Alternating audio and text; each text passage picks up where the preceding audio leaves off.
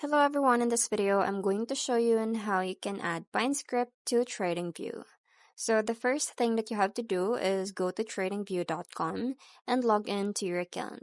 And then from there, just have to navigate to the chart where you want to add the Pine script indicator.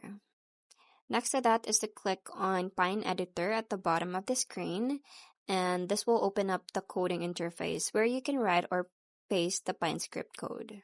Next is to either write your custom Pine script code, or you can also paste an existing script.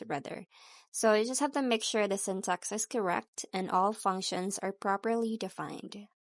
Next to that is click on Save to name your script, and then click Add to Chart or Compile button. So you can check for any errors in the console below the editor. Lastly is your script will appear on the chart. So click on the settings icon to customize colors, parameters, and display options to match your trading style. So that's pretty much it. That's how you add Pine script to TradingView. I hope you find this video helpful. Thank you for watching, and I'll see you in my next one.